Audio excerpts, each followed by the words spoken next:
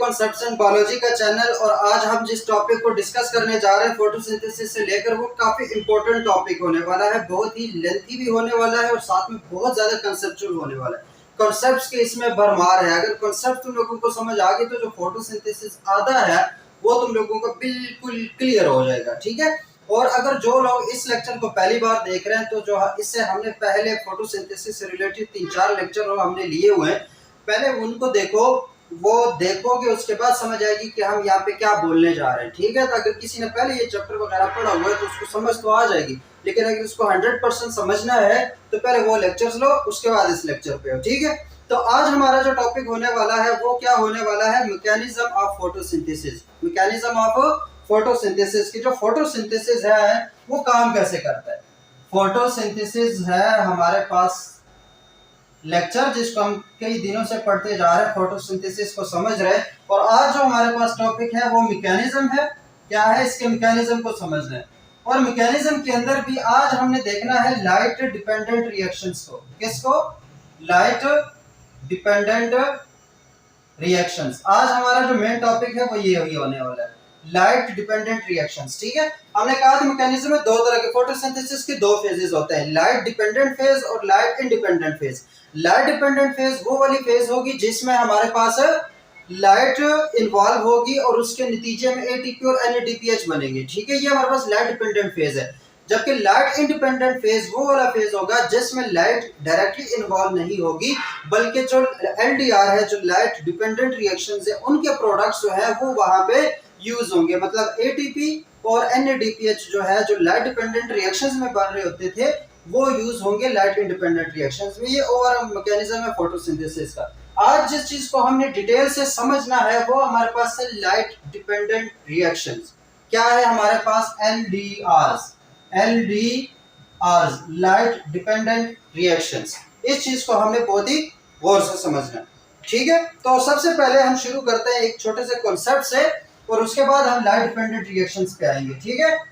हम पहले कॉन्सेप्ट जो है ना उसको समझेंगे और उसके बाद आएंगे लाइट डिपेंडेंट रिएक्शंस पे। बिल फर्स, ये मैं मोची के पास गया था और वहां से मैंने ये एक कील जो है, जो वो जूतियों में ठोकते हैं, वो कील उठा लाया हूं, ठीक है। अब ये जो कील है बिल फर्ज, इस कील की ये टेल है, गिर गई। ये जो कील है इसकी ये टेल है, ठीक है। और ये ऊपर एक इसका चपटा सा हिस्सा बना हुआ है, ठीक है। अब हम कंसीडर क्या करते हैं कि ये जो कील है ये क्लोरोफिल का मॉलिक्यूल है। ये क्या है? एक क्लोरोफिल का मॉलिक्यूल है जिसकी ये टेल जो है वो थैलाकॉइड मेम्ब्रेन में एम्बेडेड है। और ये जो ऊपर वाला पोर्शन है वो उसका क्या है? पोरफायरिन रिंग है। जो हम क्लोरोफिल के स्ट्रक्चर में हमने देखा था ना कि जो हाइड्रोफोबिक टेल थी, हमने कहा था ये थैलाकॉइड मेम्ब्रेन में एम्बेडेड होती है, एनकोरिंग का काम करती है। जबकि ये जो ऊपर वाला पार्ट है पोरफायरिन रिंग, जो हाइड्रोफिलिक होता है, वो हमारे पास क्लोरोफिल जो है फोटोसिंथेसिस में इन्वॉल्व है। तो ये हमारे पास अगर क्लोरोफिल है तो इसकी ये वाली जगह क्या करती है? ये जो बाहर वाली जगह जो पोरफायरिन रिंग है, ये हमारे पास लाइट को करती है कैप्चर। लाइट को करती है क्या? कैप्चर। लेकिन अब देखो जरा कि ये हमारे पास एक कील है, इस पर लाइट पड़ रही है, तो लाइट की कितनी सारी, ये एक मॉलिक्यूल कितनी सारी लाइट कैप्चर कर लेगा। अब इतनी लाइट तो बेचारा नहीं कैप्चर कर पाएगा कि वो सारी एटीपी और पूरा फोटोसिंथेसिस का जो अमल है, वो जो प्रोसेस है, वो रन हो। तो क्या करते हैं? एफिशिएंट, क्या रीजन है? For efficient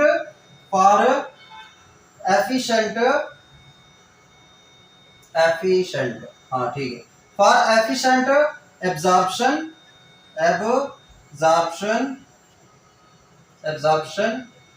and utilization of light energy.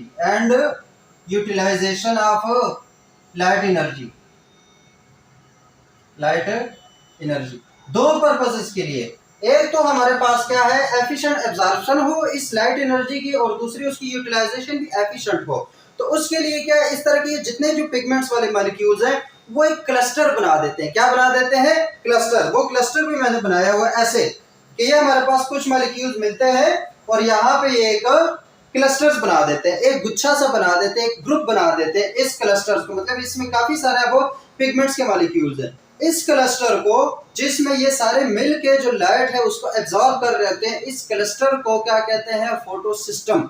इस क्लस्टर को क्या कहेंगे? फोटोसिस्टम। तो द क्लस्टर ऑफ पिगमेंट्स, ये चीज को याद रखो, द क्लस्टर ऑफ पिगमेंट्स, जिसमें कई तरह के पिगमेंट्स होंगे, उसको क्या कहेंगे? फोटोसिस्टम। फोटोसिस्टम, ये जो पूरा क्लस्टर बनेगा, ये फोटोसिस्टम क्या करता है? ये efficient absorption and utilization of light energy करता है। तो इस पर्पस के लिए जब पिगमेंट्स क्लस्टर की फॉर्म में कहाँ इकट्ठे होते हैं? थैलाकॉइड मेम्ब्रेन में इकट्ठे होते हैं। कहाँ इकट्ठे होते हैं? थैलाकॉइड मेम्ब्रेन में इकट्ठे होते हैं। तो इस क्लस्टर को क्या कहते हैं? फोटोसिस्टम्स। इन क्लस्टर्स को क्या कहते हैं? फोटोसिस्टम्स। अब ये जो क्लस्टर्स हैं, ये जो फोटोसिस्टम्स है, इसके दो पार्ट्स हैं, याद रखना। कितने पार्ट्स हैं?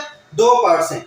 एक हमारे पास देखो, इसके एक पेरिफेरल पार्ट है, ये जो बाहर की तरफ होता है, ये सेंट्रल पार्ट है ना, ये जो बीच में होगा ये सेंट्रल पार्ट है, ठीक है। और ये बाहर वाली जो तरफ है, इसको पेरिफेरल पार्ट बोलते हैं, ठीक है। तो जो पेरिफेरल पार्ट है, इसका नाम होता है एंटीना कॉम्प्लेक्स। इसका नाम क्या होता है? एंटीना कॉम्प्लेक्स, या इसका एक दूसरा नाम भी होता है लाइट हार्वेस्टिंग कॉम्प्लेक्स।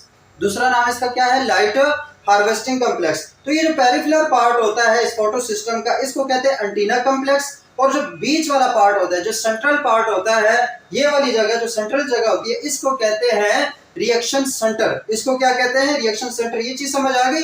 ये हमारे पास क्या है? एक थैलाकॉइड मेम्ब्रेन है। ये क्या है? एक थैलाकॉइड मेम्ब्रेन है, जिसके अंदर की तरफ ल्यूमन है और बाहर की तरफ स्ट्रोमा है, ठीक है। ये क्या है? थैलाकॉइड मेम्ब्रेन है, जिसकी इस तरफ ल्यूमन है और इस तरफ स्ट्रोमा है। तो क्या करते हैं, ये जो हमारे पास टेल्स हैं, वो मेम्ब्रेन में एम्बेडेड हो जाती है, और वो जो पोरफायरिन रिंग है, वो ऊपर एक क्लस्टर की फॉर्म में जुड़ जाते हैं। इन क्लस्टर्स को कहते हैं फोटोसिस्टम्स। क्या कहते हैं इसको?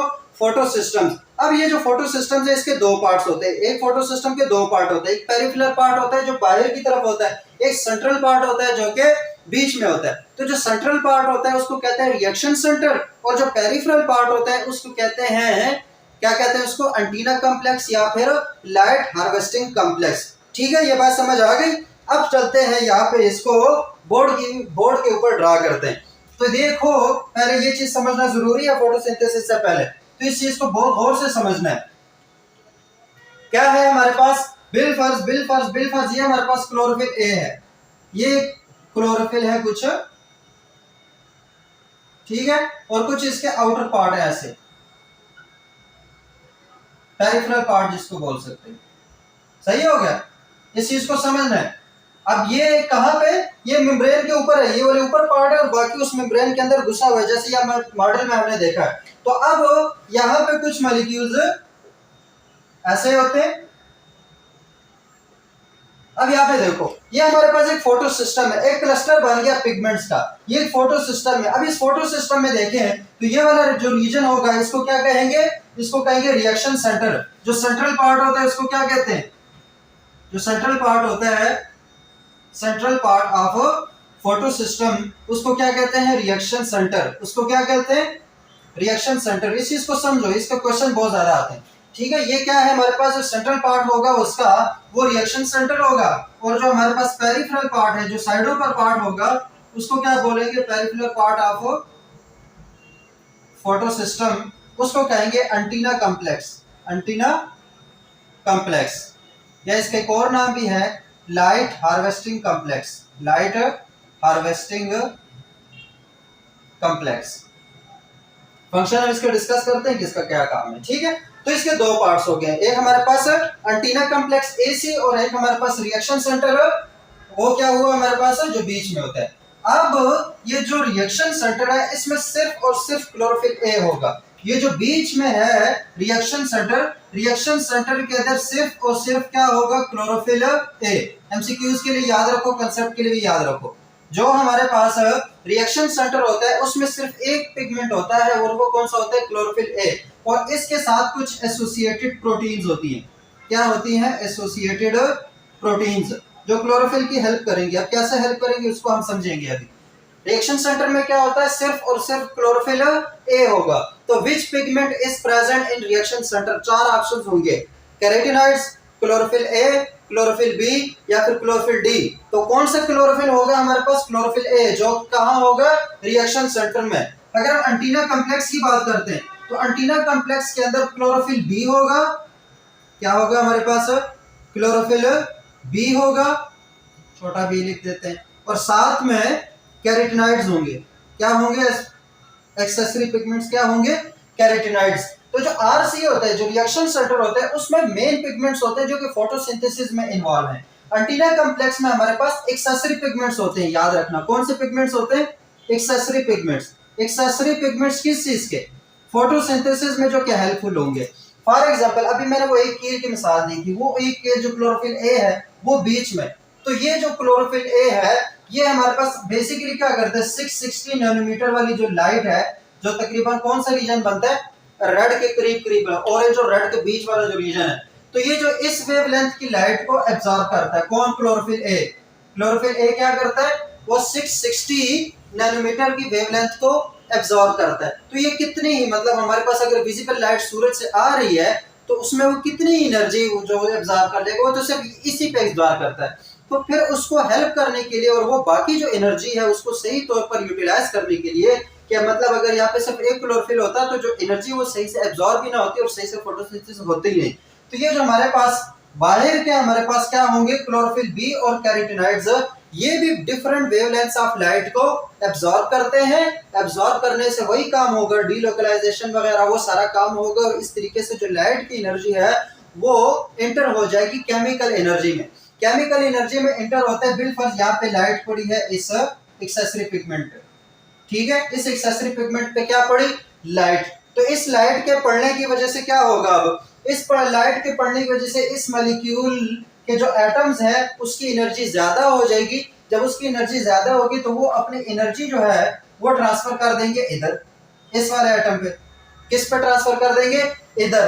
अब यहाँ पे सारे पे जो ना लाइट पड़ रही है, इसकी ज्यादा हो जाएगी तो वो अपने इधर ट्रांसफर कर देगा अपनी एनर्जी। जब इसकी ज्यादा होगी तो ये अपनी एनर्जी ट्रांसफर कर देगा रिएक्शन सेंटर को, किसको ट्रांसफर कर देगा, रिएक्शन सेंटर को। इस तरह यहाँ पे लाइट पड़ रही है तो इसकी एनर्जी यहाँ आ गई, इसकी एनर्जी यहाँ आ गई, और ये अपनी एनर्जी कहाँ ट्रांसफर कर देगा, रिएक्शन सेंटर में। तो ये जो हमारे पास एंटीना कॉम्प्लेक्स होता है, इसका मतलब काम क्या होता है, इसका काम होता है कि जो लाइट है उसको एब्जॉर्ब करना और सफिशिएंट अमाउंट ऑफ एनर्जी को ट्रांसफर कर देना रिएक्शन सेंटर में। क्यों, क्योंकि जब ये क्लोरोफिल जो है, जब इसने एक बार लाइट को एब्जॉर्ब कर लिया तो एक वक्त तक ये फिर फ्री नहीं होगा, तो उस वक्त लाइट जाया ना हो जाए, तो फिर उस लाइट को स्टोर कौन करते हैं, जो साथ में एक्सेसरी पिगमेंट्स होते हैं जो कि क्लोरोफिल बी और कैरोटीनॉइड्स होते हैं, वो क्या करते हैं, वो इस लाइट को एब्जॉर्ब करके वो एनर्जी जो है वो आहिस्ता आहिस्ता ट्रांसफर कर रहे होते हैं, किसमें, रिएक्शन सेंटर में। किसमें ट्रांसफर कर रहे होते हैं, रिएक्शन सेंटर में। तो ये बात समझ आ गई कि रिएक्शन सेंटर क्या होता है, क्लोरोफिल ए कहाँ पे होता है, एंटीना कॉम्प्लेक्स क्या होता है, एंटीना कॉम्प्लेक्स का काम क्या है, रिएक्शन सेंटर का काम क्या है, ठीक है, ये बात तो हो गई। अब हमने स्टार्ट लेना है यहाँ से, जब एनर्जी रिएक्शन सेंटर के पास आती है तो उसके बाद क्या होता है उससे हमने स्टार्ट लेना है। उससे पहले ये समझो, जहां पे हमने ये बात डिस्कस की थी कि जो हमारे पास क्लोरोफिल ए है वो सिर्फ 660 नैनोमीटर जो है उस वाली वेवलेंथ को एब्जॉर्ब कर सकता है, ठीक है। तो इसकी जो रेंज है उसको थोड़ा ब्रॉड करने के लिए, थोड़ा ज्यादा करने के लिए क्या करते हैं, ये जो एसोसिएटेड प्रोटीन्स है ना, ये इस क्लोरोफिल वेवलेंथ के साथ अटैच होकर डिफरेंट वेवलेंथ्स वाली जो लाइट है उसको एब्जॉर्ब करवाता है, तो दो तरह के क्लस्टर्स बनवा देता है। ये जो एसोसिएटेड प्रोटीन्स है वो क्लोरोफिल ए को दो तरह के क्लस्टर्स में डिवाइड कर देता है।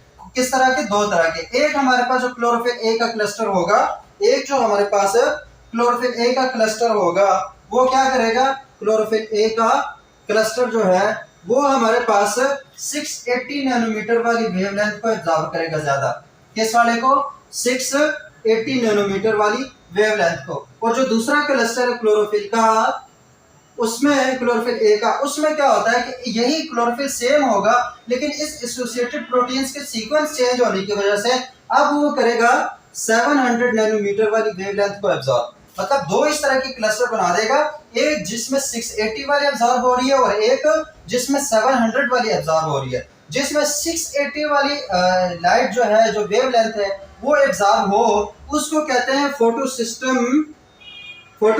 2। उसको क्या बोलते हैं, फोटो सिस्टम 2 या फिर P680, दो नाम है इसके, फोटो सिस्टम 2 या फिर P680। तो फोटो सिस्टम 2 का क्या मतलब होगा कि वो कौन सी लाइट, कौन सी वेवलेंथ वाली लाइट को एब्जॉर्ब कर रहे हैं, वो कॉम्प्लेक्स 680 वाली वेवलेंथ को। इसी तरह जो हमारे पास 700 वाली वेवलेंथ को एब्जॉर्ब कर रहा था उसका नाम होगा P700, फोटो सिस्टम 700 या फिर PS1 या फिर PS1। अब यहाँ पे ये जो PS2 PS1 है ये ना समझना कि पहले PS1 में काम होगा फिर PS2 में होगा, ऐसा जरूरी नहीं है।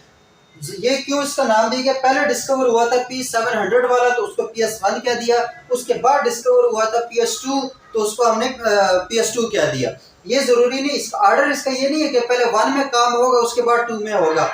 जरूरी ये है कि ये किस ऑर्डर में जो है ना वो डिस्कवर हुआ था। पहले डिस्कवर हुआ था 700 वाला तो उसको हमने PS1 कह दिया, बाद में फिर डिस्कवर हुआ 680 वाला तो उसको हमने PS2 कह दिया। तो फोटो सिस्टम की कितनी टाइप्स हुई, on the basis of the associated proteins 2 types हुई है।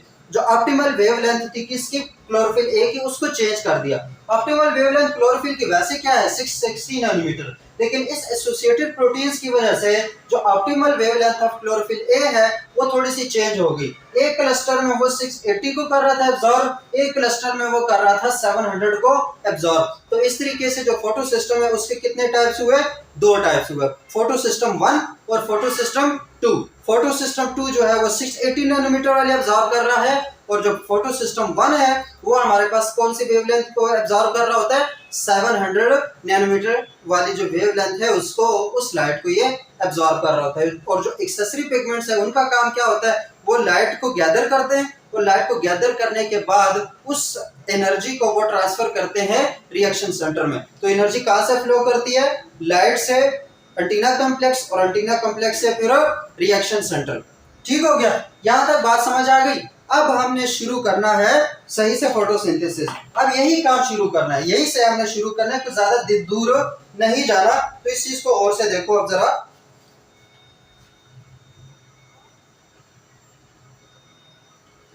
अब यहाँ पे हमारे पास जो टॉपिक है बुक वाला, कौन सा, अरेंजमेंट ऑफ पिगमेंट्स, वो तो यही तक था, वो हमने कर लिया। अब हमने प्रॉपर जो फोटोसिंथेसिस का पहला पार्ट है उसको शुरू करना है, और ये लेक्चर काफी लेंथी होने वाला है लेकिन बहुत ज्यादा कंसेप्चुअल। एक बार सुन लिया उसके बाद जो फोटोसिंथेसिस के जितने भी हमारे पास लाइट डिपेंडेंट रिएक्शन से कॉन्सेप्ट्स, एमसीक्यूज, क्वेश्चन जो भी आते हैं वो तुम लोगों को क्लियर हो जाने इंशाल्लाह। ठीक है, तो सबसे पहले हम स्टार्ट लेते हैं अब यहाँ से।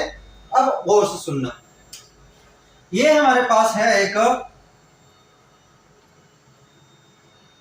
ये क्या है हमारे पास, एक थैलाकाइड मेम्ब्रेन है। ये क्या है हमारे पास, थैलाकाइड मेम्ब्रेन। इसको मैं लिख देता हूं, thylakoid membrane, thylakoid membrane. Thylakoid membrane अगर मैं नाम ले रहा हूं तो समझ जाओ फोटोसिंथेसिस सारी हो रही है फोटोसिंथेसिस में। फोटोसिंथेसिस में भी ये कौन सा पार्ट है, ये है ग्रेनम का पार्ट। ग्रेनम के अंदर भी ये जो एक डिस्क है, जो एक थैलाकाइड है, उसमें क्लोरोफिल मौजूद होते हैं। उस क्लोरोफिल जो हमारे पास ये है ना ग्रेनम वाला, यही ग्रेनम था ना क्लोरोप्लास्ट के अंदर, तो उसका हमने ये एक पार्ट उठाया।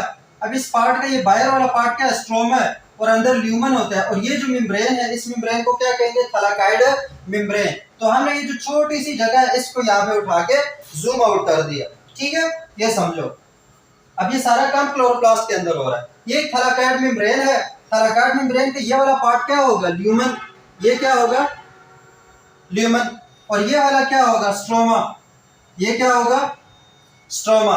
इसी तरह थैलाकाइड मेम्ब्रेन का ये वाला पार्ट होगा ल्यूमिनल सरफेस, ये वाला पार्ट होगा स्ट्रोमल सरफेस। ठीक है, मतलब ये स्ट्रोमा को फेस कर रहे थे, ये स्ट्रोमल सरफेस हुआ, जो ल्यूमन को फेस कर रहा है वो हमारे पास ल्यूमिनल सरफेस हुआ।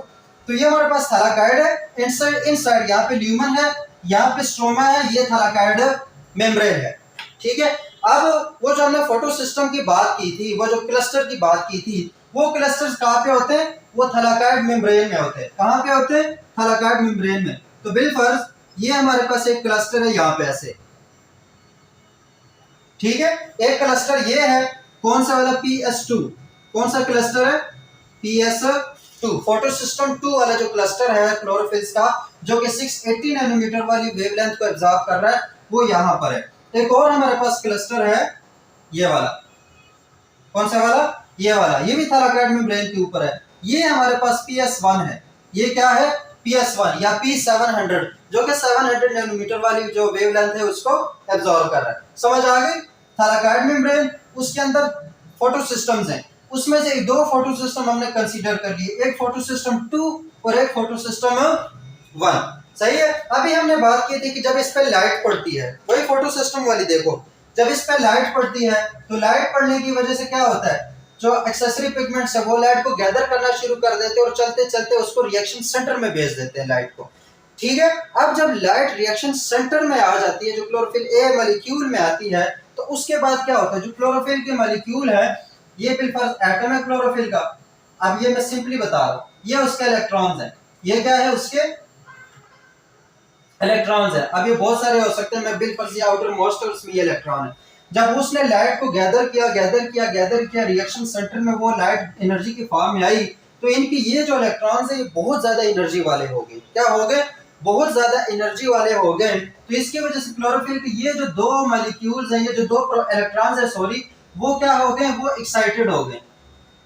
वो क्या हो गए, एक्साइटेड हो गए। एक्साइटेड का मतलब क्या है, अपने वैलेंस शेल से निकल जाना। वो हमारे पास क्या, उस लाइट की वजह से क्लोरोफिल के जो रिएक्शन सेंटर में जो दो इलेक्ट्रॉन्स हैं वो एक्साइटेड हो जाते हैं, वो एनर्जाइज्ड हो जाते हैं। क्या हो जाते हैं, एनर्जाइज्ड हो जाते हैं। वो जो दो इलेक्ट्रॉन हैं वो एक्साइटेड हो गए क्योंकि उनको एनर्जी ज्यादा मिल गई है। ठीक है, उनको क्या हो गया, एनर्जी ज्यादा मिल गई। तो बिलफर्ज ये यहाँ पे लाइट पड़ी फोटो सिस्टम पे, फोटो सिस्टम पे क्या हुआ, लाइट पड़ी। तो लाइट पड़ने की वजह से उस फोटो सिस्टम 2 के जो दो इलेक्ट्रॉन हैं वो हो गए एक्साइटेड। वो क्या हो गए, एक्साइटेड। तो ये जो दो इलेक्ट्रॉन थे वो हो गए एक्साइटेड और वो यहाँ पे आ गए। ठीक है, एक्साइट होने की वजह से ये जो दो इलेक्ट्रॉन है, दो इलेक्ट्रॉन वो क्या हो गए, एक्साइटेड हो गए। एक्साइटेड होने की वजह से वो ऊपर वाले एक्साइटेड स्टेट में चले जाए। यहाँ पे क्या होता है, एक्साइटेड स्टेट। अब इस स्ट्रोमा को मैं हटा रहा हूँ। ठीक है, जो इस तरफ काम होगा वो स्ट्रोमा में होगा, जो इस तरफ होगा वो ल्यूमन में होगा। ये हमारे पास क्या हुआ, जो एक्साइटेड इलेक्ट्रॉन से वो चले गए ऊपर। ठीक है, अब ये ऊपर जाने के बाद इन इलेक्ट्रॉन की या वैसे भी किसी भी एटम के जो एक्साइटेड इलेक्ट्रॉन होते हैं उनको बैलेंस होने के लिए, स्टेबल होने के लिए वापस अपनी जगह पे आना पड़ता है। लेकिन जब वो वापस आते हैं तो वो फ्लोरेसेंस के फॉर्म में फोटॉन्स जो है वो रिलीज करते हैं, जैसे एक्सरे के फॉर्म में होता है। लेकिन यहाँ पे क्या होता है, फोटोसिंथेसिस में स्ट्रोमा के अंदर क्या होता है कि ये जब PS2 से लाइट की वजह से इलेक्ट्रॉन हुए एक्साइटेड, दो इलेक्ट्रॉन निकल गए, यहाँ पे एक एक्सेप्टर होता है, एक प्राइमरी इलेक्ट्रॉन एक्सेप्टर। यहाँ पे क्या होता है, primary electron acceptor, primary electron acceptor. मतलब ये एक हमारे पास मॉलिक्यूल है, एक कंपाउंड है जो कि इस इलेक्ट्रॉन्स को एक्सेप्ट करेगा, इन इलेक्ट्रॉन्स को क्या करेगा, एक्सेप्ट करेगा। तो लाइट की वजह से PS2 से दो इलेक्ट्रॉन एक्साइट हो गए। वो एक्साइटेड इलेक्ट्रॉन किसने एक्सेप्ट कर लिए, प्राइमरी इलेक्ट्रॉन एक्सेप्टर ने। किसने एक्सेप्ट कर लिए, प्राइमरी इलेक्ट्रॉन एक्सेप्टर ने। जब ये दो इलेक्ट्रॉन इसने एक्सेप्ट कर लिए तो ये जो फोटो सिस्टम है, ये जो क्लोरोफिल का मॉलिक्यूल है, क्लोरोफिल ए का जो मॉलिक्यूल है, इसके तो दो इलेक्ट्रॉन गए ना। क्या हुए, दो इलेक्ट्रॉन गए। अब यहाँ पे मैं बताता हूं ऐसे, ये हमारे पास कोई भी मॉलिक्यूल है, कोई एटम है। ठीक है, अब इसमें से जब दो इलेक्ट्रॉन निकलेंगे, क्या होंगे, दो इलेक्ट्रॉन रिलीज हो जाएंगे, तो इस पर कौन सा चार्ज आएगा, पॉजिटिव चार्ज आएगा ना, A2 पॉजिटिव। ऐसा ही होगा ना, कौन सा चार्ज आएगा, 2 पॉजिटिव, क्योंकि उसमें से दो इलेक्ट्रॉन क्या हुए, रिलीज हो गए। दो इलेक्ट्रॉन क्या हो गए, रिलीज हो गए। तो ये आपके बिलफर्ज क्लोरोफिल था, ये क्या था हमारे पास, क्लोरोफिल। इस क्लोरोफिल पे जब लाइट पड़ी, क्या पड़ी, लाइट। उस क्लोरोफिल पे जब लाइट पड़ी तो इस लाइट पड़ने की वजह से क्लोरोफिल से हमारे पास दो इलेक्ट्रॉन क्या हुए, एक्साइटेड हो गए, रिलीज हो गए, और पीछे जो क्लोरोफिल है वो पॉजिटिव बच गया। वो क्या बच गया, क्लोरोफिल पॉजिटिव। ये जो क्लोरोफिल पॉजिटिव है इसको ऑक्सीडाइज्ड फॉर्म बोलते हैं। इसको क्या बोलते हैं, ऑक्सीडाइज्ड फॉर्म। क्योंकि अब यहाँ पे क्लोरोफिल ऑक्सीडाइज हो गया, उसने इलेक्ट्रॉन लूज कर दिए। तो इलेक्ट्रॉन लूज करने की वजह से यहाँ पे क्या होगा, ये बात याद रखना, फोटोसिंथेसिस का हर रिएक्शन ऑक्सीडेशन रिडक्शन पोटेंशियल पे बेस करता है। ठीक है, अगर एक ऑक्सीडाइज हो रहा है तो दूसरा रिड्यूस होगा, अगर एक रिड्यूस हो रहा है तो दूसरा ऑक्सीडाइज होगा। तो यहाँ पर भी क्या हुआ, बेसिकली जो क्लोरोफिल है उस पे लाइट पड़ी तो उससे दो इलेक्ट्रॉन हुए एक्साइटेड, वो दो इलेक्ट्रॉन एक्सेप्ट कर लिए प्राइमरी इलेक्ट्रॉन एक्सेप्टर ने। कहाँ पे, प्राइमरी इलेक्ट्रॉन एक्सेप्टर ने। मतलब ये हमारे पास दो सिस्टम है। ठीक है, ये दो सिस्टम थे, ये फोटो सिस्टम 2 है। इस पे लाइट पड़ी तो इस पे लाइट पड़ने की वजह से दो इलेक्ट्रॉन है वो यहाँ पे आए, और यहाँ से ये ल्यूमन है और ये स्ट्रोमा है, स्ट्रोमा के अंदर है। यहाँ पे प्राइमरी इलेक्ट्रॉन एक्सेप्टर था, उसने वो जो आवारा इलेक्ट्रॉन थे, जो एनर्जाइज्ड इलेक्ट्रॉन थे, जो बदमाश इलेक्ट्रॉन थे, उसको पकड़ लिया, उसको एक्सेप्ट कर लिया। तो ये वाला जो फोटो सिस्टम है इसके पास अब दो होल रह गए, दो पॉजिटिव होल रह गए, क्योंकि इससे दो इलेक्ट्रॉन जो कि नेगेटिव चार्ज वाले हैं वो क्या हो गए, वो रिलीज हो गए। तो उस रिलीज की वजह से फोटो सिस्टम के पास, जो फोटो सिस्टम 2 है उसके पास रह गए दो होल, ठीक है, दो पॉजिटिव होल। उसकी वजह से क्लोरोफिल हो गया पॉजिटिव। तो अब उसने उस क्लोरोफिल को तो वापस स्टेबल होना है कि नहीं होना, होना है ना। तो अब यहाँ पे देखो, इस ल्यूमन के अंदर यहाँ पे होता है वाटर, क्या होता है, यहाँ पे होता है वाटर। जब ये वाटर, इसको मैं H2O लिख देता हूँ, इसको मैं H2O लिख देता हूँ। तो ये जब वाटर इस ऑक्सीडाइज्ड क्लोरोफिल के साथ रिएक्ट करता है, ठीक है, किसके साथ, ऑक्सीडाइज्ड क्लोरोफिल के साथ, तो इस वाटर पर क्या असर पड़ता है। एक तो ये क्लोरोफिल ऑक्सीडाइज्ड है, क्या है, ऑक्सीडाइज्ड है, उसको ऑलरेडी इलेक्ट्रॉन चाहिए। एक इस वाटर पे लाइट पड़ रही है, इस वाटर पे क्या हो रही है, लाइट पड़ रही है। तो इस और इसके अलावा इसके अंदर एंजाइम्स हैं जो कि वाटर को स्प्लिट करते हैं, वाटर स्प्लिटिंग एंजाइम्स। उनका नाम क्या है, water splitting enzymes, water splitting enzymes. अब इस वाटर को तीन तरह की मुश्किलात हैं। एक तो ऑलरेडी एक ऑक्सीडाइज्ड क्लोरोफिल इसके साथ मौजूद है, उसके साथ इसकी इंटरेक्शन हो रही है। उसके बाद वाटर स्प्लिटिंग एंजाइम्स अपना काम कर रहे हैं, और ये अपना काम तब शुरू करते हैं जब ये वाला ऑक्सीडाइज्ड फॉर्म में चला जाता है। उसके बाद इसके ऊपर ऑलरेडी इसको एनर्जी मिल रही है लाइट वाली। तो क्या हो जाता है कि ये जो H2O है, इन तीनों फैक्टर की वजह से क्या होता है, आयनाइज हो जाता है, H2H पॉजिटिव में +2 इलेक्ट्रॉन रिलीज कर देता है, plus half of oxygen release कर देता है। ऐसा ही है, ये एक वाटर मॉलिक्यूल के साथ होता है। ये क्या होता है, एक वाटर मॉलिक्यूल के साथ ऐसा होता है।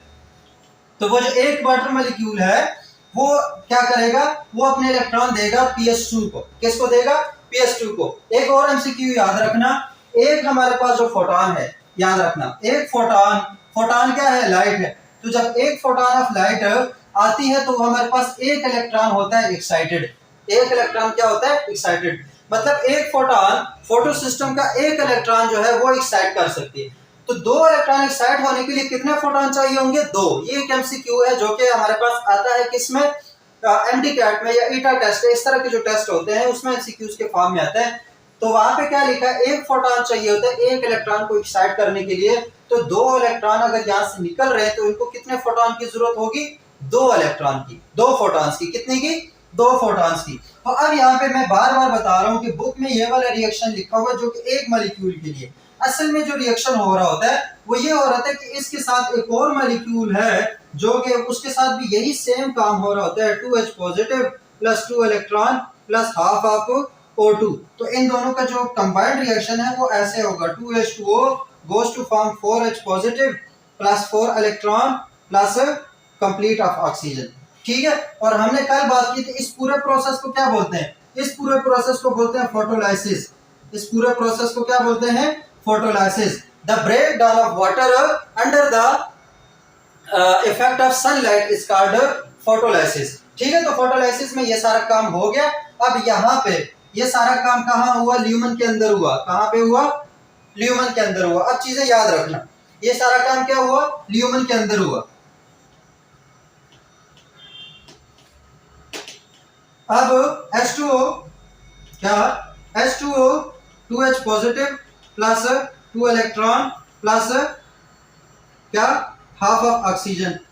ये चीजें हमें बड़ी सारी, ये जो 2H पॉजिटिव थे ये तो आ गए हमारे पास ल्यूमन के अंदर, H पॉजिटिव के फॉर्म में कहाँ आ गए, ल्यूमन के अंदर। ये जो दो इलेक्ट्रॉन है वो यहाँ पे जाते हैं PS2 में। कहाँ पे जाते हैं, PS2 में। लेकिन एक बात याद रखना, डायरेक्ट PS2 में नहीं जाते, इन दोनों के दरमियान एक इंटरमीडिएट मॉलिक्यूल होता है। इन फोटोलाइसिस मतलब वाटर और PS2 के दरमियान एक इंटरमीडिएट मॉलिक्यूल होता है, उसको कहते हैं ऑक्सीजन। उसको क्या कहते हैं, ऑक्सीजन इवॉल्विंग कॉम्प्लेक्स। उसको क्या बोलते हैं, ऑक्सीजन इवॉल्विंग कॉम्प्लेक्स, जिसके अंदर मैंगनीज होता है। बेसिकली क्या होता है, मैंगनीज होता है।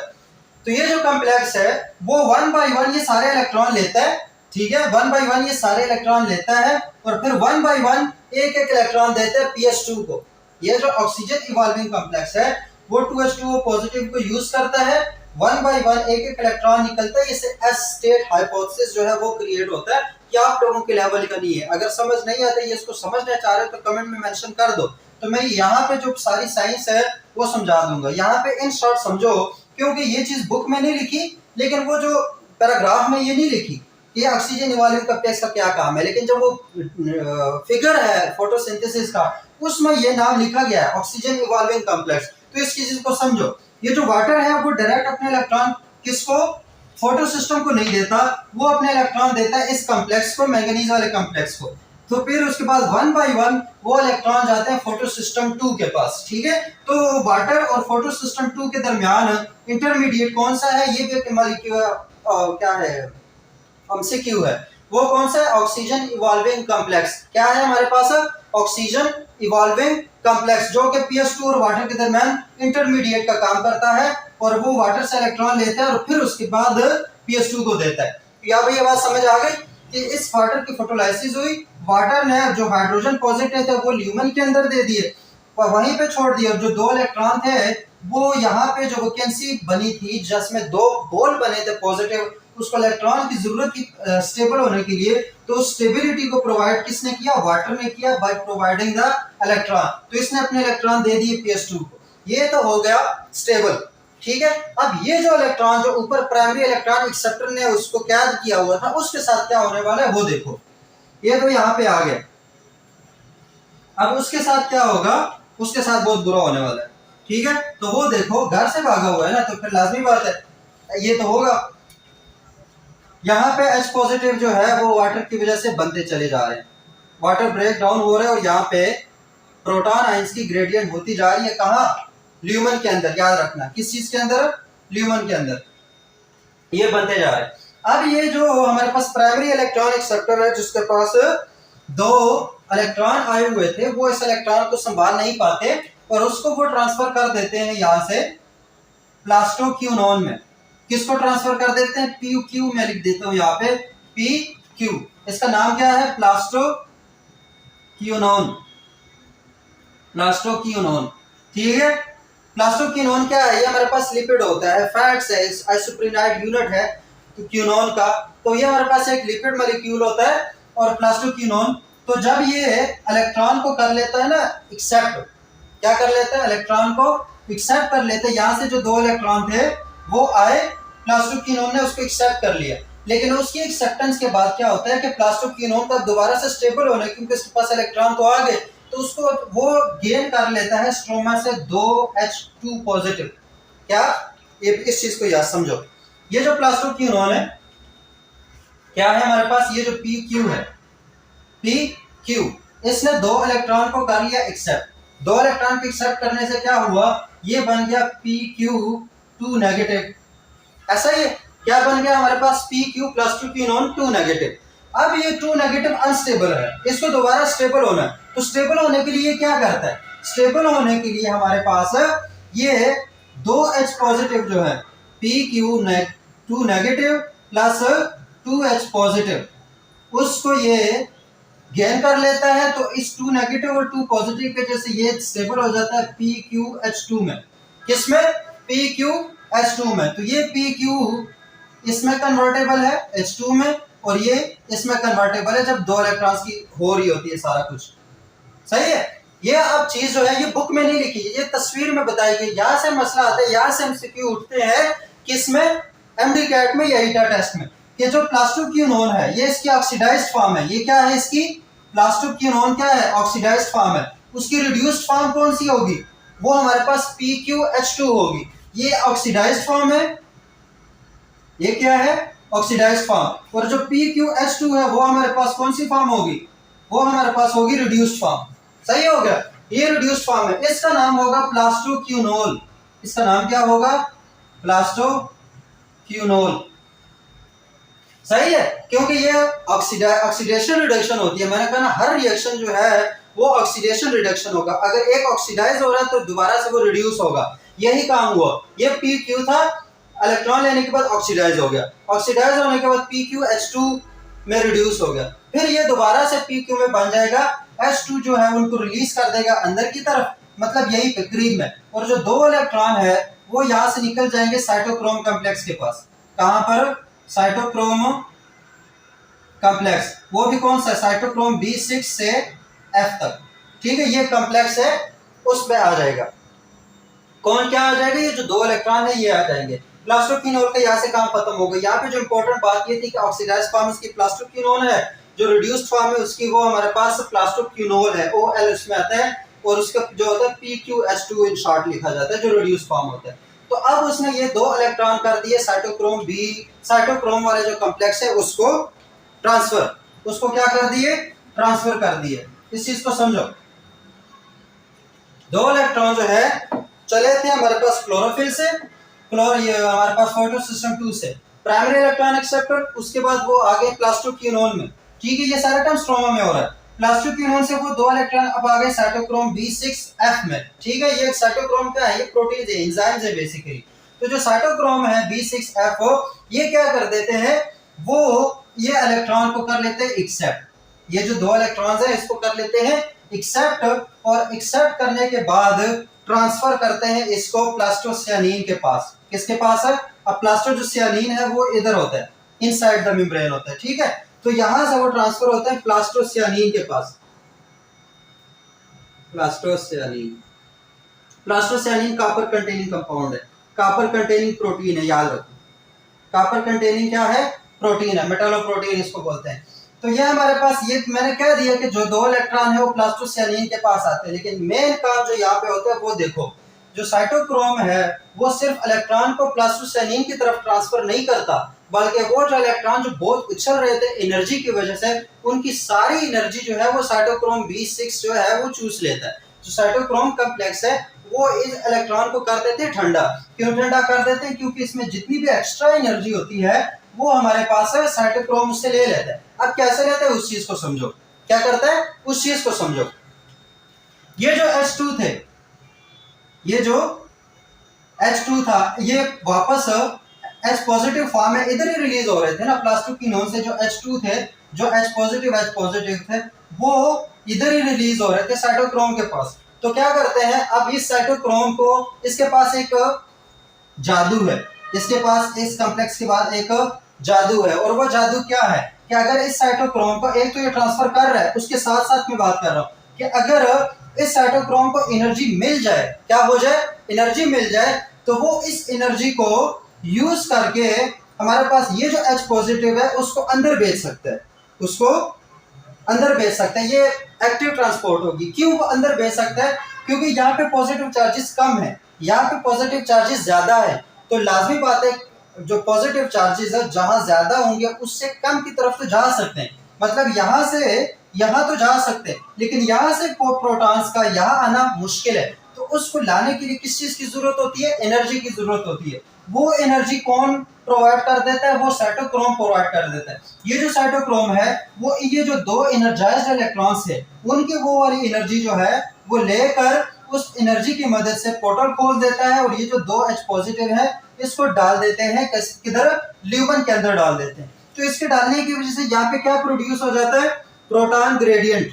यहाँ पे क्या प्रोड्यूस हो जाता है, प्रोटॉन ग्रेडियंट, मतलब प्रोटॉन की एनर्जी यहाँ पे ज्यादा होना शुरू हो जाती है। इस चीज को अभी तक यहाँ पे ठपते हैं, ठीक है, प्रोटॉन ग्रेडियंट। तो यहाँ पे क्या हुआ, जो दो इलेक्ट्रॉन एनर्जाइज्ड हुए थे उन इलेक्ट्रॉन को एनर्जी कहाँ से मिली थी, उनको एनर्जी मिली थी लाइट से। वही लाइट वाली एनर्जी उन इलेक्ट्रॉन से ली गई, साइटोक्रोम ने उनसे ली है, और उस एनर्जी की मदद से जो प्रोटॉन्स हैं उनको उसने डाल दिया कहाँ पे, ल्यूमन के अंदर, प्रोटॉन ग्रेडियंट बना दिए। उसके पास जो इलेक्ट्रॉन है, अब वो ठंडे इलेक्ट्रॉन, उनके पास एनर्जी नहीं है, वो इलेक्ट्रॉन आ गए साइटोसियानिन के पास, प्लास्टोसियानिन के पास। प्लास्टोसियानिन जो है वो उसको अपने पास रख लेते हैं। यहाँ पे एक काम हो गया कंप्लीट।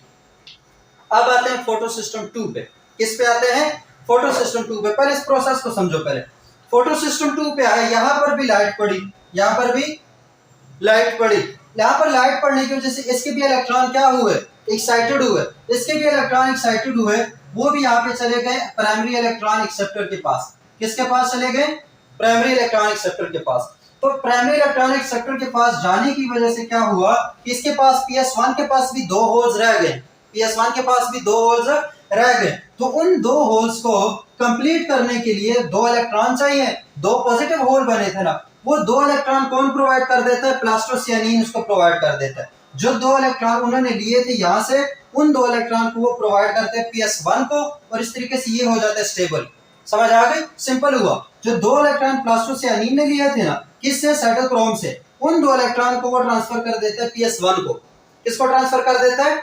PS1 को। तो PS1 से जो 2 इलेक्ट्रॉन एक्साइटेड हुए थे, उनकी जगह 2 और इलेक्ट्रॉन आ गए। तो PS1 जो फोटोसिस्टम 1 है वो हो गया स्टेबल। वो क्या हो गया? स्टेबल। जो 2 इलेक्ट्रॉन पहुंचे थे प्राइमरी इलेक्ट्रॉन एक्सेप्टर में, यहां से फिर एक चेन शुरू हो जाती है। और वो क्या होता है? ये जो 2 इलेक्ट्रॉन है, इधर देखो, ये जो 2 इलेक्ट्रॉन है, ये 2 इलेक्ट्रॉन पहले आते हैं फेरोडॉक्सिन के पास। किसके पास आते हैं? फेरोडॉक्सिन। इसको मैं पूरा लिख देता हूं, वैसे FD लिखते हैं इन शॉर्ट, फेरोडॉक्सिन। अब फेरोडॉक्सिन क्या है? आयरन कंटेनिंग कंपाउंड है। ये क्या है हमारे पास? Iron containing compound. ये MCQs याद रखो, ये आयरन कंटेनिंग कंपाउंड है, ये कॉपर कंटेनिंग कंपाउंड है। ठीक है। साइटोक्रोम एंजाइम्स हैं जिनमें आयरन भी होता है, मैंगनीज होते हैं। तो जो प्लास्टोक्विनोल है वो आपके पास लिपिड्स है। तो जो प्राइमरी इलेक्ट्रॉन एक्सेप्टर था PS1 का, उसके पास जब इलेक्ट्रॉन आए तो उसने वो इलेक्ट्रॉन दिए फेरोडॉक्सिन को। किसको? फेरोडॉक्सिन को। अब इस फेरोडॉक्सिन के पास ही एक एंजाइम होता है, इस फेरोडॉक्सिन के पास ही रह रहा होता है एक एंजाइम जिसका नाम होता है NADP रिडक्टेज। उस एंजाइम का नाम याद रखो, क्या नाम होता है? NADP reductase. अब वो NADP रिडक्टेज जो है वो क्या करता है? वो इस फेरोडॉक्सिन से 2 इलेक्ट्रॉन ले लेता है। ये NADP था, NADP प्लस होता है, जो कोएंजाइम ऑक्सीडाइज्ड फॉर्म में होता है, NADP प्लस होता है। उसने 2 इलेक्ट्रॉन लिए, किससे लिए? फेरोडॉक्सिन से। 2 इलेक्ट्रॉन लेने की वजह से ये हमारे पास क्या हुआ? NADP नेगेटिव, क्योंकि एक इलेक्ट्रॉन इसको पॉजिटिव कर दिया और एक इलेक्ट्रॉन इसके ऊपर रह गया, तो NADP नेगेटिव हुआ। ये हमारे पास इसी स्ट्रोमा से 2 हाइड्रोजन ले लेता है, H पॉजिटिव, और बना देता है NADPH। क्या बना देता है? NADPH। ठीक है। अब ये तो हो गए। यहाँ पे जो 2 इलेक्ट्रॉन थे प्राइमरी इलेक्ट्रॉन एक्सेप्टर के पास, वो गए फेरोडॉक्सिन के पास, और फेरोडॉक्सिन पे जाने के बाद उन इलेक्ट्रॉन्स को फेरोडॉक्सिन से किसने लिया? NADP रिडक्टेज ने। वो एक एंजाइम है जो कि NADP से NADPH बनाता है। ठीक है। ये भी एनर्जी का एक सोर्स है। तो यहाँ पे NADPH बन गया, हो गया यहाँ पे। अब यहाँ पे कर जाओ स्टॉप, यहाँ पे कर जाओ स्टॉप। अब आते हैं यहाँ पे, इस चीज को समझो, उसके बाद फोटोसिंथेसिस कंप्लीट है तुम लोगों की। ये वाला मैं कहता हूं यहाँ पे, ये ऐसे वही जो थैलाकॉइड मेम्ब्रेन है। तो ये जो थैलाकॉइड मेम्ब्रेन है, अगर तुम लोगों को याद हो तो मैंने ATP सिंथेज, क्या नाम लिया था? ATP synthase. ATP सिंथेज हम माइटोकॉन्ड्रिया पढ़ रहे थे, तो उस वक्त हमने कहा था कि ये एक ऐसा स्ट्रक्चर होता है, एक ऐसा एंजाइम्स का सेट होता है जो कि ATP बनाएगा। लेकिन कैसे बनाएगा? इसका दूसरा नाम भी था F0 F1 पार्टिकल। याद आया कुछ?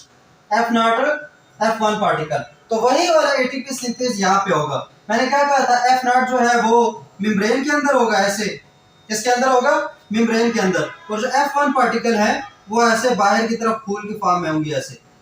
ठीक है। तो इस पूरे स्ट्रक्चर को क्या बोलते हैं? ATP synthase. इस पूरे स्ट्रक्चर को क्या बोलते हैं? ATP synthase. अब देखो, ये हाइड्रोजन जो प्रोटॉन आयंस की ग्रेडियंट बनी हुई थी, यहाँ पे प्रोटॉन आयंस बहुत ज्यादा थे। अब होता क्या है, ये जो 3 इसके पर हैं, इस चीज को समझो, ये जो 3 इसके पर हैं, इस एक पर के ऊपर होता है फास्फेट आयन। क्या होता है? Phosphate, inorganic phosphate. एक पर के ऊपर होता है ADP। क्या होता है? ADP। एक पर पे इनऑर्गेनिक फास्फेट होता है, एक पर पे क्या होता है? ADP होता है। अब ये दोनों अगर मिल जाएं तो क्या बन सकती है? ATP बन सकती है। ये दोनों अगर मिल जाए तो क्या बन सकती है? ATP। ATP क्या है? करेंसी है, एनर्जी है। ATP बन सकती है, लेकिन इस ATP को बनने के लिए ये जो पर है, इनको रोटेशन लाजमी है, इनकी रोटेशन लाजमी है। मतलब ये 2 पर हैं, ठीक है। यहाँ पे इनऑर्गेनिक फास्फेट है, यहाँ पे ADP है, एडेनोसिन डाइफास्फेट जो है। अब ये जो डाइफास्फेट, डाइन्यूक्लियोटाइड फास्फेट है, अब ये दोनों मिलकर ATP बना सकते हैं, लेकिन इनको ATP बनाने के लिए और मिलने के लिए रोटेट करने की जरूरत है। क्या करने की जरूरत है? रोटेट करने की जरूरत है। जब ये रोटेट करेंगे तो ये अपना फास्फेट इस पर को देगा और ये ADP इस पर को दे, अपना जो ADP है वो इस पर को देगा, और यहाँ पे बन जाएगी ATP। लेकिन इस रोटेशन के लिए चाहिए होती है एनर्जी। क्या चाहिए होती है? एनर्जी चाहिए होती है। तो क्या होता है, ये जो प्रोटॉन आयंस है, यहाँ पे ग्रेडियंट है, यहाँ पे बहुत ज्यादा पॉजिटिव चार्ज है और यहाँ पर है ही नहीं। जब यहाँ पर है ही नहीं तो ये प्रोटॉन आयंस अपने लिए ढूंढ रहे होते हैं। क्या ढूंढ रहे होते हैं?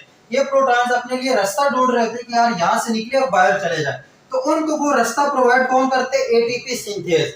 वो रास्ता कौन प्रोवाइड करता है? ATP synthase. यहाँ से ये जो प्रोटॉन्स है वो यहाँ आते, ठीक है, और यहाँ से एकदम से बाहर निकलते हैं, मतलब आस्ते से नहीं निकलते, एकदम से कोई रस्सी खींचता है ना ऐसे, तो वो एकदम से हमारे पास जो प्रोटॉन्स है वो इस थैलाकोइड मेम्ब्रेन से बाहर निकल आते हैं। तो जो एकदम से बाहर निकलते हैं ना स्पीड में, उस वेलोसिटी में, उस स्पीड में जो प्रोटॉन बाहर निकलते हैं, तो उस एकदम के निकलने की वजह से क्या हो जाता है कि ये जो पार है ये कर जाते हैं रोटेट। ये क्या कर जाते हैं? रोटेट। तो अब इस एटीपी और इनऑर्गेनिक फास्फेट को तो यही इंतजार था कि यार हम किसी तरीके से रोटेट हो जाएं, तो रोटेट होने के बाद हम बना लेंगे एटीपी। क्या बना लेंगे?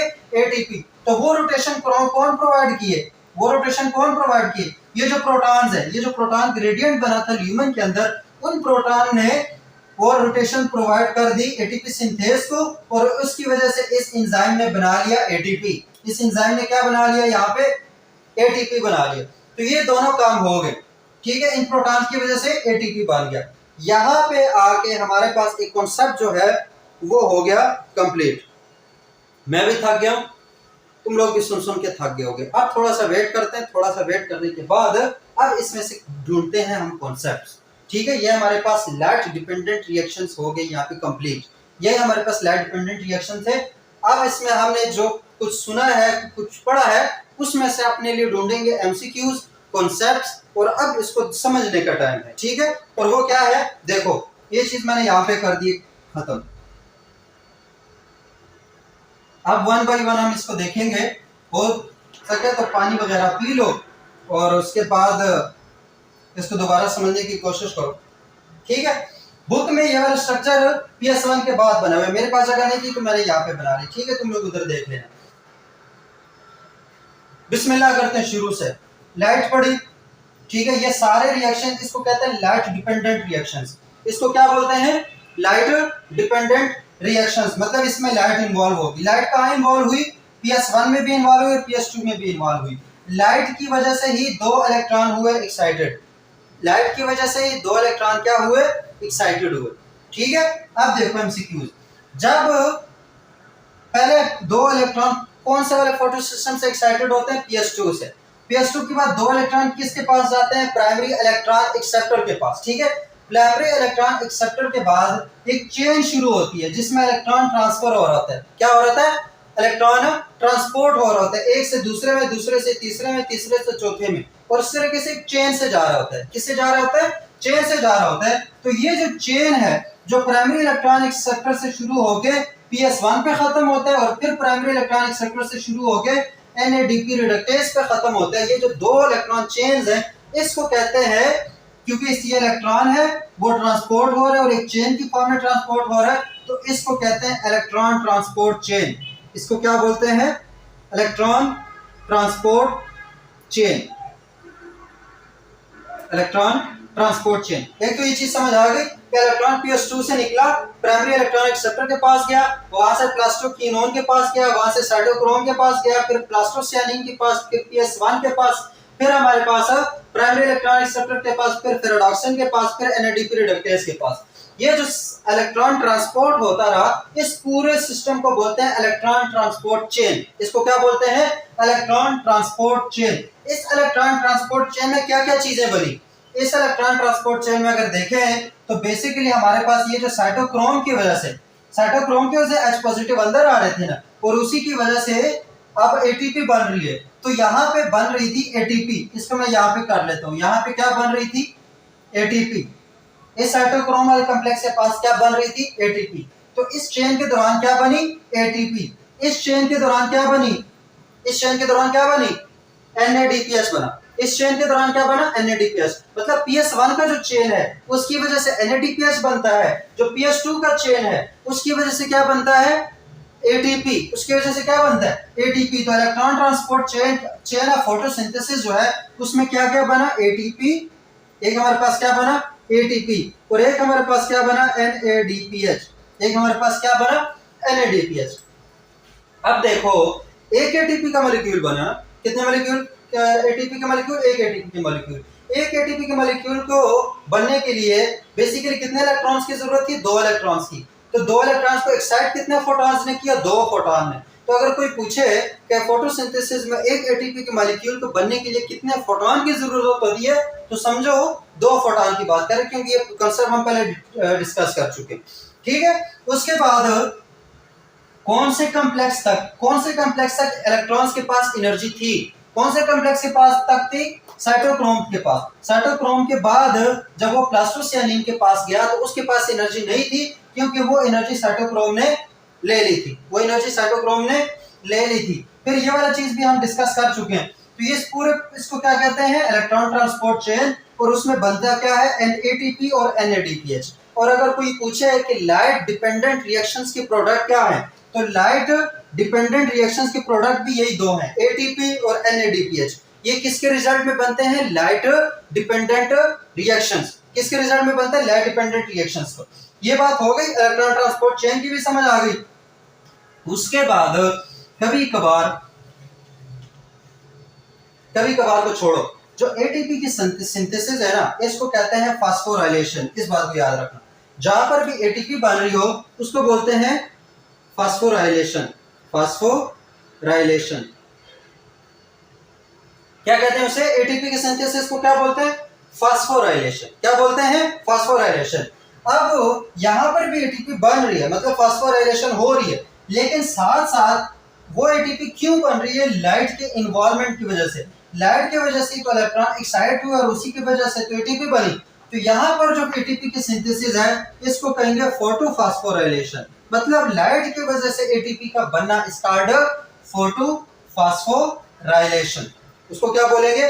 फोटोफास्फोराइलेशन। मतलब एटीपी का बनना in the presence of sunlight is called photophosphorylation. ये बात भी हो गई समझ। अब अगर ये फोटोफास्फोराइलेशन को हम देखें तो ये यहां से शुरू होता है, यहां जाता है, यहां जाता है और यहां जाता है। ठीक है, मतलब ये SaPS2 से शुरू, यहां गया, फिर यहां गया, फिर यहां गया। साइकिल तो नहीं ना बनाया इसने। साइकिल तो मतलब एक पॉइंट से निकला दूसरे पॉइंट पे एंड हुआ, ऐसा ही है। तो इसमें कोई साइकिल तो नहीं ना इन्वॉल्व, कोई ऐसा सिस्टम तो नहीं ना कि जहां से शुरू वहीं पे खत्म, ऐसा तो नहीं ना। तो इसको कहेंगे, इस पूरे प्रोसेस को बोलेंगे नॉन साइक्लिक। इसको क्या बोलेंगे? Non cyclic photophosphorylation. इस सारे को क्या बोलेंगे? Non cyclic photophosphorylation. ठीक है, मतलब साइक्लिक नहीं है, लाइट की मौजूदगी है और एटीपी बन रही है, तो उसको बोलेंगे नॉन साइक्लिक फोटोफास्फोराइलेशन। ये एक हो गया। और अब अगर देखें तो ये जो पाथ है ये हमारे पास जिगजैग है, मतलब ऐसे जा रहा है, ऐसे जा रहा है, ऐसे जा रहा है, ऐसे जा रहा है, जिगजैग जा रहा है ना। तो ये जो जिगजैग है, इस जिगजैग पाथ की वजह से इस सिस्टम को बोलते हैं जी स्कीम या जिगजैग स्कीम या फिर जी स्कीम। सही होगा। इस जिगजैगनेस की वजह से लाइट डिपेंडेंट रिएक्शन को क्या बोलते हैं? जी स्कीम या फिर जिगजैग स्कीम। ये भी हो गई। नॉन साइक्लिक फोटोफास्फोराइलेशन की भी समझ आ गई ना, कि यहाँ पे एटीपी बनी, फास्फोराइलेशन हुई किसकी मौजूदगी में? लाइट की मौजूदगी में, और वो कोई साइक्लिक प्रोसेस नहीं था, तो इसको कहते हैं नॉन साइक्लिक फोटोफास्फोराइलेशन। अब जो नॉन साइक्लिक फोटोफास्फोराइलेशन थे उसके प्रोडक्ट क्या है? उसके प्रोडक्ट में एटीपी है, उसके प्रोडक्ट में NADPH है। उसके प्रोडक्ट में क्या है? NADPH है। उसके साथ साथ यहाँ पे देखो और प्रोडक्ट्स, जब वाटर रिलीज हुआ था, वाटर जो हमारे पास वो हुआ था, स्प्लिट अप हुआ था, तो उसमें भी एक चीज जो है वो बाई प्रोडक्ट के तौर पर रिलीज हुई थी। वो क्या थी हमारे पास? Oxygen molecule. क्या था? Oxygen molecule. तो जी स्कीम का या जो जिगजैग स्कीम है या जो नॉन साइक्लिक फोटोफास्फोराइलेशन स्कीम है, उसके प्रोडक्ट्स में क्या आता है? O2, ATP और NADPH। ये तीन प्रोडक्ट्स किसके हैं? नॉन साइक्लिक फोटोफास्फोराइलेशन के। किसके हैं? नॉन साइक्लिक फोटोफास्फोराइलेशन के। अब एक बात याद रखो, कभी कभार क्या होता है ना कि फोटोसिंथेसिस के दौरान सेल को एटीपी की जरूरत ज्यादा पड़ जाती है। किसकी जरूरत पड़ जाती है? मतलब NADPH उसके पास काफी सारा होता है, NADPH उसके पास काफी सारा होता है, लेकिन उसको पड़ जाती है जरूरत एटीपी की। एटीपी की कमी हो जाती है, एटीपी डेफिसिट हो जाता है। सेल है जो क्लोरोप्लास्ट है, वो एटीपी डेफिसिट हो जाते हैं। तो उस एटीपी की जरूरत को पूरा करने के लिए क्या होता है हमारे पास कि ये जब यहाँ से इलेक्ट्रॉन एक्साइट करके फेरेडॉक्सिन के पास जाते हैं, किसके पास जाते हैं? फेरेडॉक्सिन के पास जाते हैं। इस चीज को याद रखो, कभी कभार, ये हर टाइम नहीं होता, नॉर्मल रूटीन में ये काम हो रहा होता है। जब हमारे पास सेल एटीपी डेफिसिट हो, एटीपी की उसको कमी हो, तो उसको वो एटीपी की कमी पूरा करने के लिए क्या करना होता है कि ये जो PS1 से हमारे पास इलेक्ट्रॉन रिलीज होते हैं, प्राइमरी इलेक्ट्रॉनिक एक्सेप्टर के पास आते हैं, प्राइमरी इलेक्ट्रॉनिक एक्सेप्टर के पास जाने के बाद वो जाते हैं फेरेडॉक्सिन के पास। किसके पास गए? फेरेडॉक्सिन के पास। अब इस फेरेडॉक्सिन के पास इलेक्ट्रॉन्स के जाने के बाद बजाय इसके कि वो NADP रिडक्टेज के पास जाए, वो दोबारा से आ जाते हैं इस वाले साइकिल में, साइटोक्रोम वाले के पास आ जाते हैं। मतलब FD के बाद ये वाला आ जाते, दोबारा से इलेक्ट्रॉन कहां पे? साइटोक्रोम के पास आ जाते हैं। साइटोक्रोम के पास आने की वजह से दोबारा से वही काम होगा, इलेक्ट्रॉन को डीएक्साइट करेगा और वहां से प्रोटॉन अंदर जाएंगे। प्रोटॉन के अंदर जाने की वजह से एटीपी बनेगी। क्या बनेगी? एटीपी। तो वो क्या बनी हमारे पास यहाँ पे? एटीपी। फेरेडॉक्सिन के बाद इलेक्ट्रॉन कहाँ पे है? साइटोक्रोम के पास है। साइटोक्रोम के पास आने के बाद वो प्लास्टोसियानिन के पास गए। प्लास्टोसियानिन के पास जब गए तो रास्ते में उन्होंने एनर्जी को जाया कर दिया। वो एनर्जी यूज हुई एटीपी को बनाने में, और दोबारा से प्लास्टोसियानिन में, फिर ये दोबारा से, और फिर ये साइकिल। तो अब ये देखो एक साइकिल की फॉर्म में, यहाँ से शुरू, फिर ये, फिर ऐसे साइकिल के फॉर्म में जा रहा है। किसके फॉर्म में जा रहा है? साइकिल के फॉर्म में जा रहा है। और बन क्या रही है? सिर्फ और सिर्फ एटीपी बन रही है। सिर्फ और सिर्फ क्या बन रही है? एटीपी। ना तो NADPH बन रहा है, ना ही हमारे पास O2 बन रहा है। ठीक है, तो इस वाले फास्फोराइलेशन को, अब एटीपी बन तो रही है, फास्फोराइलेशन तो हो रही है, लेकिन अब लाइट भी इन्वॉल्व है, लाइट भी इन्वॉल्व है, फोटोफास्फोराइलेशन हो रही है। लेकिन कौन सी वाली? Cyclic photophosphorylation. कौन सी? ये वाली साइक्लिक फोटोफास्फोराइलेशन होगी। फोटोफास्फोराइलेशन समझ आ गई? कौन सी फोटोफास्फोराइलेशन होगी? साइक्लिक। क्योंकि अब ये जो इलेक्ट्रॉन है वो एक साइकिल की फॉर्म में जा रहे हैं। PS1 से निकले यहाँ पे, फिर फेरेडॉक्सिन, फिर यहाँ पे साइटोक्रोम, फिर प्लास्टोसियानिन, फिर PS1, जहां से निकले थे फिर वहीं पे आ गए, तो एक साइकिल की फॉर्म में हो गए। तो ये जो फास्फोराइलेशन होगी इसको बोलेंगे साइक्लिक फोटोफास्फोराइलेशन। अब यहाँ से MCQs याद रखो। साइक्लिक फोटोफास्फोराइलेशन में PS2 इन्वॉल्व है नहीं, ये बात याद रखो। साइक्लिक फोटोफास्फोराइलेशन में PS2 इन्वॉल्व है नहीं है, PS2 भी इन्वॉल्व नहीं है, वाटर भी इन्वॉल्व नहीं है। जब वाटर भी इन्वॉल्व नहीं है तो इट्स मीन कि ऑक्सीजन भी रिलीज नहीं होगा। साइक्लिक फोटोफास्फोराइलेशन में नो PS2, नो PS2 मतलब फोटो सिस्टम 2 इन्वॉल्व ही नहीं। जब फोटो सिस्टम 2 नहीं इन्वॉल्व तो ये प्लास्टोक्विनोल वाला सिस्टम भी नहीं इन्वॉल्व होगा।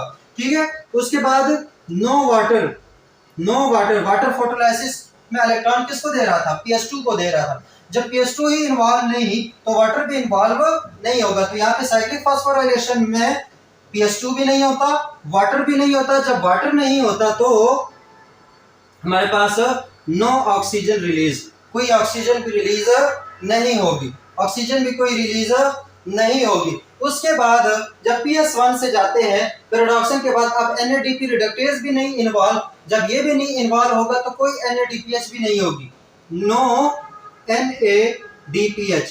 तो मतलब बाकी कुछ भी नहीं बनेगा, सिर्फ और सिर्फ हमारे पास क्या बनेगा? ATP बनेगी। क्या बनेगी? ATP बनेगी। और कौन सा फोटो सिस्टम इन्वॉल्व होगा? Only photo system number 1। कौन सा इन्वॉल्व होगा? फोटो सिस्टम 1 इन्वॉल्व होगा साइक्लिक फास्फोराइलेशन में। कोई PS2 नहीं, कोई हमारे पास H2O नहीं, कोई हमारे पास O2 नहीं, कोई हमारे पास NADPH नहीं, ये चीजें नहीं बनेगी। साइक्लिक फास्फोराइलेशन में सिर्फ और सिर्फ ATP बनेगी, सिर्फ PS1 इन्वॉल्व होगा। जबकि नॉन साइक्लिक फास्फोराइलेशन, जिसको Z स्कीम भी बोलते हैं, जिगजैग स्कीम भी बोलते हैं, जिगजैग हमारे पास लाइट डिपेंडेंट रिएक्शंस भी बोलते हैं, उसमें PS2 से शुरू होता है और ये पूरे का पूरा इसमें इन्वॉल्व है। उसमें वाटर भी इन्वॉल्व होगा, उसमें ऑक्सीजन भी रिलीज होगी, उसमें हमारे पास प्लास्टोक्विनोल भी बनेगा, उसमें PS1 भी इन्वॉल्व होगा, उसमें ATP भी बनेगी, उसमें हमारे पास NADPH भी बनेगा। तो ये सारे जो प्रोडक्ट्स होंगे वो किसके होंगे? साइक्लिक, एसाइक्लिक या फिर नॉन साइक्लिक फोटोफास्फोराइलेशन है। नॉर्मल रूटीन में बड़े जो प्लांट्स है उनमें यही नॉन साइक्लिक हो रहा होता है। साइक्लिक फोटोफास्फोराइलेशन मैंने कहा कब होता है? जब प्लांट को एटीपी की जरूरत पड़ जाए बहुत ज्यादा, एटीपी उसके पास कम हो और उसको एनर्जी की जरूरत ज्यादा हो, तो वो फिर थोड़े वक्त के लिए एटीपी के ये सर्कल स्टार्ट कर देता है, साइक्लिक फोटोफास्फोराइलेशन। अब उसमें ये सारी चीजें नहीं बन रही होती लेकिन एटीपी बन रही होती है, और जब सेल को वो इनफ एटीपी मिल जाए तो फिर से ये वाला जो साइकिल है ये कट ऑफ हो जाता है और अपना पुराने वाला साइकिल शुरू हो जाता है। तो इस सारे प्रोसेस को, इस सारे प्रोसेस को क्या बोलते हैं, लाइट डिपेंडेंट रिएक्शंस। ये फोटोसिंथेसिस का पहला फेज है जिसमें हमारे पास लाइट डिपेंडेंट रिएक्शन में क्या बने थे, एटीपी बना था और NADPH बने थे।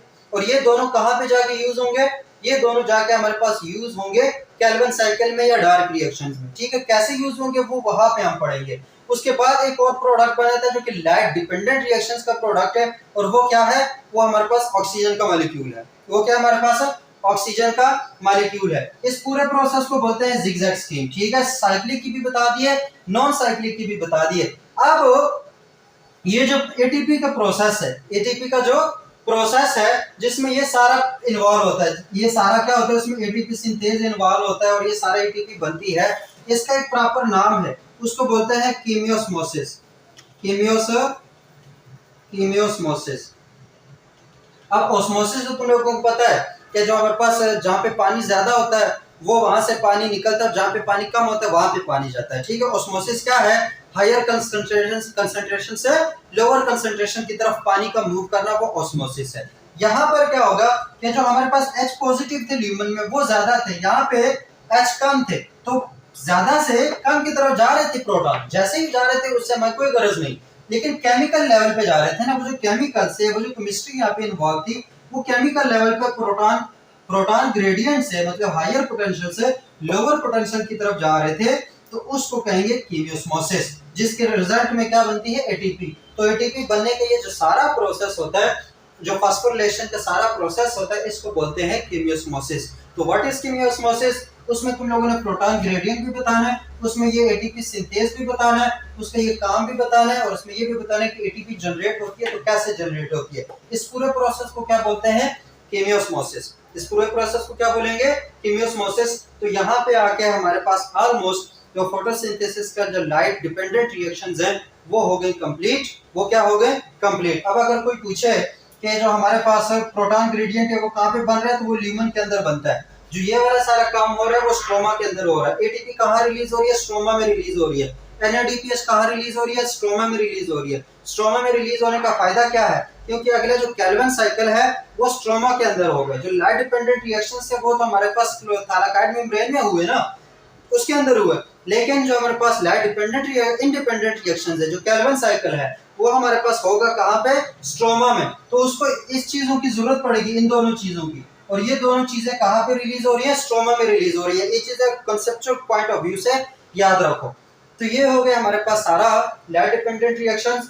होप सो काफी मुश्किल था, लेकिन आप लोगों को समझ आ गया होगा। काफी कोशिश की है कि मैं चीजों को आसान करके समझाऊं, और यहाँ पे बहुत सारे जो टॉपिक्स थे उसको हमने मिला के इस चैप्टर में उसको कंक्लूड कर दिया। अब हमारे पास सिर्फ लाइट इंडिपेंडेंट रिएक्शंस या केल्विन साइकिल वो रह गया। उससे पहले जो फोटोसिंथेसिस से रिलेटेड जितने भी टॉपिक्स हैं वो सारे हमने इंशाल्लाह इस एक लेक्चर में हमारे कवर हो गए। तो यहाँ पे जो हमारे पास कंसेप्चुअल चीजें थी, NADPH से साइक्लिक, नॉन साइक्लिक, उसके क्या प्रोडक्ट्स हैं, क्या रिएक्टेंट्स से क्या चीजें इन्वॉल्व हैं, क्या नहीं इन्वॉल्व, क्या बना क्या नहीं बना, कौन सा कब बना, ये सारी चीजें जो है उसको याद रखो। बाकी मुझे इजाजत दो, थक गया हूँ, अभी बहुत सारा टाइम रहता है इफ्तारी में, तो और मुझसे बोला नहीं जा रहा। तो इंशाल्लाह होप्स आप लोगों को ये चीज़ समझ आ गई होगी। अगर ये समझ आ गई है तो आप लोगों की सब्सक्रिप्शन जो है, या आप लोगों के लाइक करना, शेयर करना, कमेंट करना, वो ही टीचर्स को या हमारे तरह लोगों को जो ना मोटिवेट करता है। तो चैनल को सब्सक्राइब कर दिया करो, साथ में वीडियो को लाइक शेयर भी कर दिया करो, और अपना बहुत ज़्यादा ख्याल रखो। अल्लाह हाफिज़।